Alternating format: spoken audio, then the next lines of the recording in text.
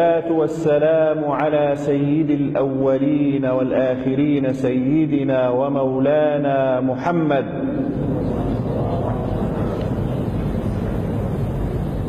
سيد الأولين والآخرين والعرب والعجم أجمعين.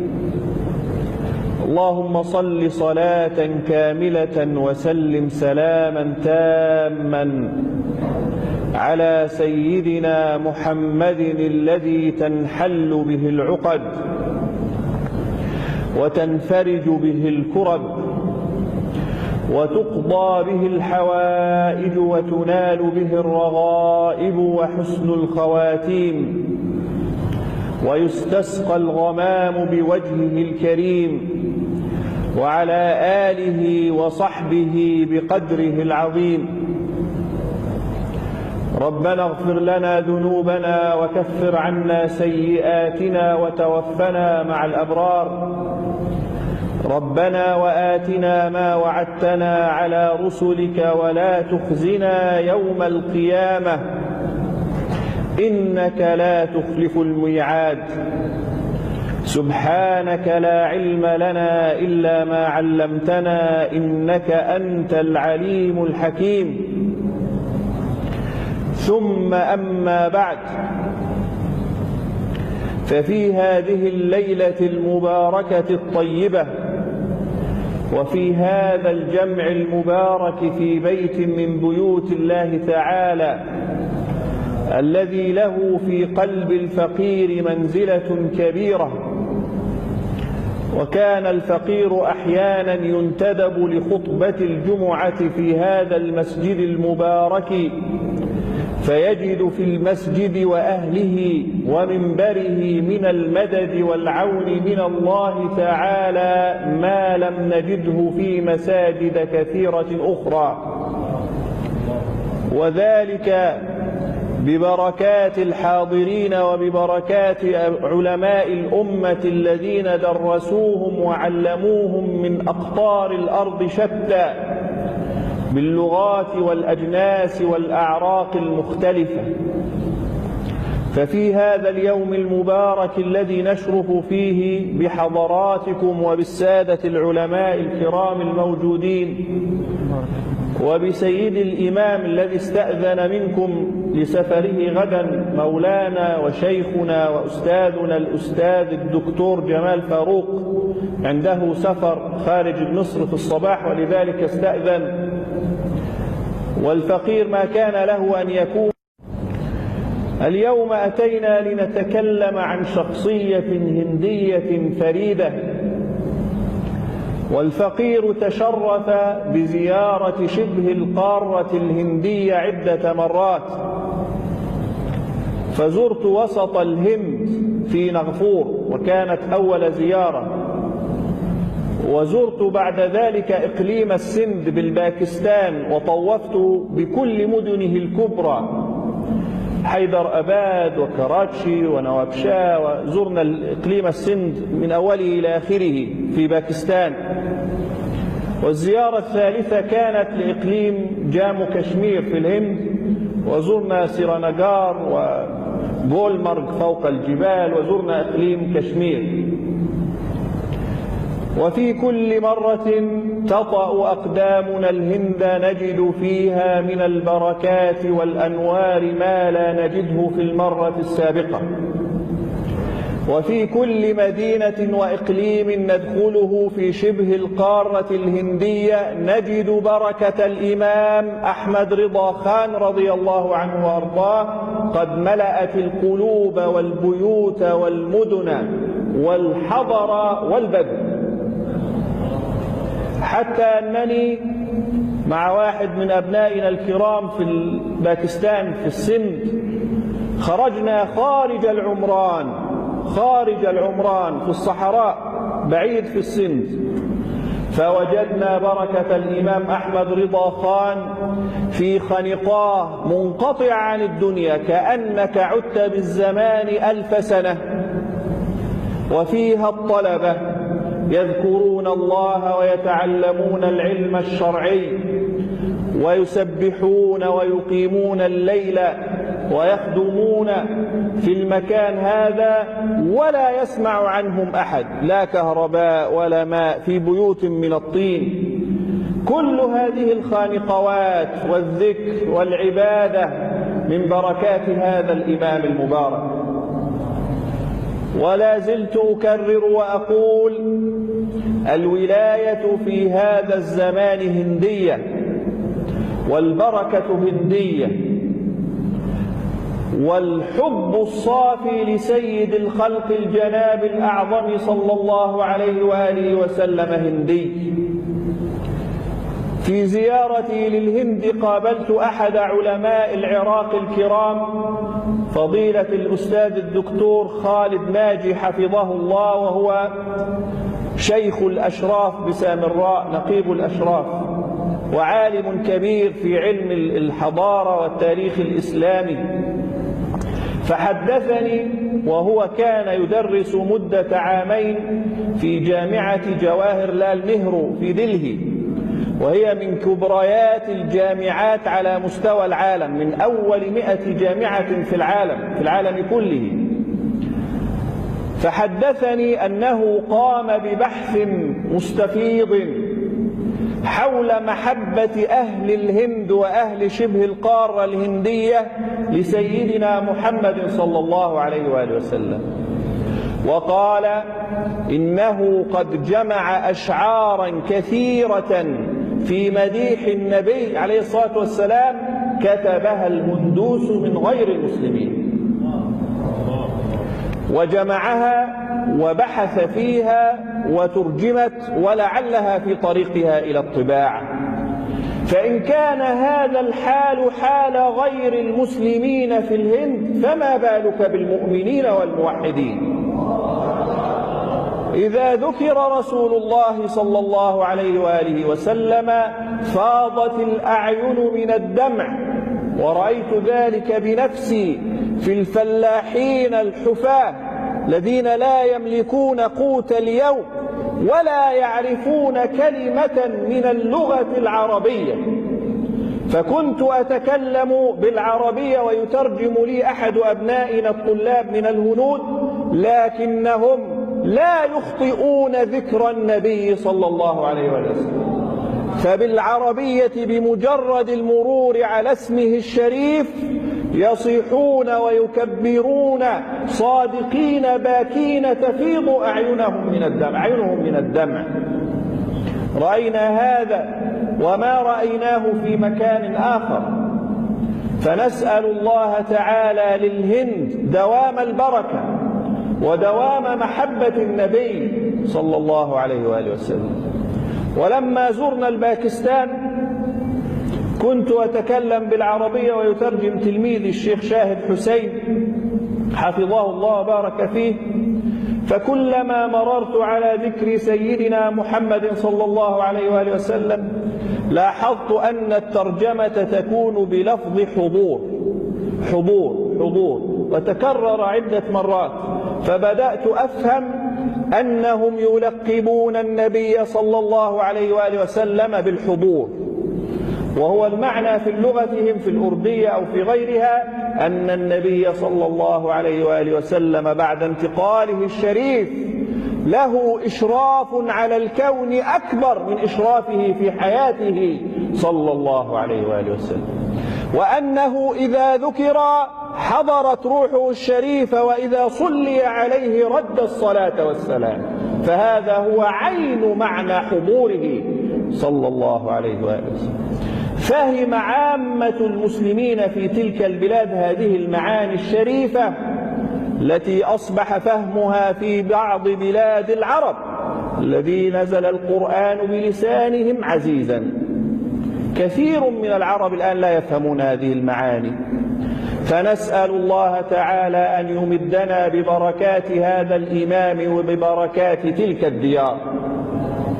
وهذا الإمام العظيم تقاسم أهل القارة الهندية شرف الانتساب إليه، فأجداده من قندهار في أفغانستان، ثم أقام بعض أجداده في لاهور في باكستان، ثم استقروا في برلوي الشريف، وهناك ولد، فاقتسمت البلاد الثلاثة شرف النسبة للإمام أحمد رضا رضي الله تعالى عنه وأرضاه. وانتشر نور هذا الإمام في هذه البلاد وفيما جاورها من كل شبه القارة الهندية وتوابعها ولواحقها كالمالديف وغيرها من البلاد. الثقافة الهندية أثرت تأثيرا كبيرا في هذا الإمام. المحبة الفائضة التي جبل عليها أهل الهند أثرت في تكوينه الروحي والعلمي، فأخرج الله لنا هذا الإمام كما كان يحدثنا الشيخ محمد عبد المبين منذ قليل، أفتى وعمره 14 عاما. طبعا الآن قد يقال كان ينقل الفتاوى، كان لا، أدعوكم جميعا لقراءة الفتاوى الرضوية للإمام أحمد رضا خان.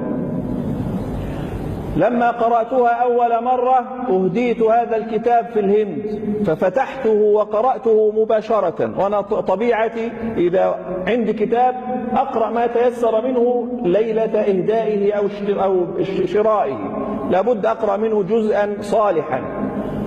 وأكثر الفتاوى الرضوية للأسف بالأردية، وهذه واجب عليكم أن تترجموها كلها ترجمة ممتازة للغة العربية، لكن فيها أجزاء كثيرة أيضا باللغة العربية. فأخذت أقرأ وأقرأ وأقرأ وأقرأ، بحر علم لا ساحل له في الفقه. ولا نقول هذا مجاملة لأحد ولا تزلفا، ولا حقيقة. عالم كبير يذكرك بابن عبدين رضي الله تعالى عنه، يذكرك بالزين بن نجيم صاحب البحر رضي الله عنه، يذكرك بالكمال بن الهمام رضي الله تعالى عنه، يذكرك بالمجتهدين في مذهب الإمام الأعظم رضي الله تعالى عنه وأرضاه. هذا الإمام ولا شك ولا ريب أحد المجددين لهذا الدين في زمانه. وإن تكاثرت الأقاويل، فقد نقل لي بعض الإخوة أنكم لما نويتم عقد هذا الحفل الكريم قيل فيه إنه شخصية مختلف فيها. الإمام أحمد رضا لا يختلف فيه. الإمام أحمد رضا قد نقول أن بعض فتاويه لا تناسب مصر، لا تناسب باكستان، وهو يقبل هذا، لأن الفتوى تختلف باختلاف الزمان والمكان والأشخاص والأعراف. لكن شخص الإمام أحمد، ذات شخص الأحمد خان رضي الله عنه، لا يختلف عليه. إمام عالم ورع زاهد مجاهد في سبيل الله بلسانه وقلمه، مجدد بكل معاني التجديد. لا يخفى عليكم الحديث الذي أخرجه الإمام أبو داود في سننه رضي الله تعالى عنه وأرضاه، وهو حديث صحيح ورجاله ثقات، عن أبي هريرة رضي الله تعالى عنه وأرضاه فيما أعلمه عن رسول الله صلى الله عليه وسلم قال: إن الله يبعث لهذه الأمة على رأس كل 100 سنة من يجدد لها دينها. وقال الإمام السيوطي رضي الله عنه وأرضاه في رسالة صنفها حول موضوع المجددين أن العلماء اختلفوا: هل المجدد يكون واحدا في القرن الواحد، أم يجوز اشتراك جماعة في زمن وقرن واحد في تجديد الدين؟ اختلف العلماء، والراجح أن التجديد يكون بالفرد كما يكون بالجماعة، لأن لفظ من كما درستم في الأصول يفيد العموم. من وما يفيدان العموم، والعموم يشمل كل المجددين في القرن الواحد. فهذا الإمام ولا ريب جدد الله تعالى به الدين في شبه القارة الهندية وما حولها. وقبله الخاصة قبل العامة. فبعد مولده الشريف كما حكى إخواننا، وبعد تبحره في العلوم الشرعية المنيفة، وبعد أن صار مفتيا عالما مدرسا متبحرا يتكلم ب4 لغات على حد سواء، بالعربية والأردية والسنسكرية الهندية والفارسية، وينظم بها الشعر كما سمعنا منذ قليل، القصائد باللغات ال4 على حد سواء. وبعد أن تفوق في العلوم العقلية في العقيدة والكلام والمنطق والفلسفة والحكمة، وبعد أن برع في علوم السنة المطهرة، فكان من أكابر المحدثين في زمانه، هاجر وسكن في مكة. ولما نزل بمكة أقبل عليه علماء العرب، فما لقيه عالم إلا واستجازه، وما لقيه إمام إلا وشهد له بالإمامة. ويكفينا في ذلك أن الإمام الكبير المحدث المسند عبد الحي الكتاني رضي الله تعالى عنه وأرضاه شهد له بالإمامة لما لقيه في الحرمين الشريفين، وهو من هو في الحديث والإسناد رضي الله تعالى عنه وأرضاه، ووصفه بأنه عالم متبحر في العلوم، صوفي يعطي العهود على 4 طرق في التصوف رضي الله تعالى عنه وأرضاه. وأخذ عن كبار علماء الحرمين كأحمد بن الزين دحلان رضي الله تعالى عنه وأرضاه، وقبلته الأمة كلها، وأخذت كلامه وعلمه وفضله فوق الرأس والعين. فكيف يكون الإمام أحمد رضا مختلف فيه بعد كل هذا؟ رضي الله تعالى عنه وأرضاه. هذا الإمام جدد الدين في نواحي كثيرة، نكتفي اليوم بذكر 3 نواح جدد فيها هذا الإمام الدين من شريعة النبي صلى الله عليه وآله وسلم. جدد الدين في التصوف، جدد الدين في العقائد، جدد الدين في الفقه وأصوله رضي الله تعالى عنه وأرضاه. قام بتجديد التصوف والعودة به إلى مناهله الأولى، إلى تصوف الإمام الجنيد، تصوف السلف الذي أخذوه من سلف الأمة من رسول الله صلى الله عليه وآله وسلم، الذي كان يقيم الليل كله أكثر لياليه، وكان قيام الليل فرض عين عليه، وكان يقول تنام عيني ولا ينام قلبي صلى الله عليه وآله وسلم. رسول الله الذي أملكه الله خزائن الأرض فأبى، وكان يبيت ولا توقد في بيته نيران للطبيخ بالأشهر ذوي العدد وبالليالي ذوي العدد صلى الله عليه وآله وسلم. رسول الله الذي حدد مكانا خاصا في مسجده المبارك لأهل الصفة، ومنهم اشتق التصوف على رأي راجح، فكانوا يعتكفون في المسجد يقتاتون بما يقيم صلبهم، ولا يفعلون سوى ذكر الله والصلاة والصيام وتلقي العلم عن رسول الله صلى الله عليه وآله وسلم. فإذا نادى منادي الجهاد كانوا في مقدم الجيش. هذا هو التصوف الذي أراد هذا الإمام أحمد رضا خان رضي الله عنه وأرضاه أن يحييه وأن يجدده. ونرى هذا التجديد بأن الإمام أحمد امتنع عن مسايرة ومجاملة المغالين في التصوف، وكذلك رد وبقوة على منكري حقائق هذا التصوف، فصنف رسالتين يوضحان هذا المنهج القويم المعتدل الوسطي في فهمه رضي الله تعالى عنه للتصوف. فهناك رسالة صنفها في 6 ساعات من يوم واحد، وهي من أعظم ما صنف في هذا الباب، الدولة المكية. صحيح؟ الدولة المكية في المادة الغيبية، وفيها يبين ما هو علم النبي صلى الله عليه وآله وسلم، وهو الذي يعبر عنه قبله بقرون الإمام البصيري المصري إمام التصوف صاحب البردة الذي شرف الله به بلادنا، نزيل الإسكندرية رضي الله عنه وأرضاه: علومك علم اللوح والقلم صلى الله عليه وآله وسلم. ويفرق العلماء بين علم الله وعلم رسول الله صلى الله عليه وسلم، وأن علم اللوح والقلم نقطة من بحر علم الله.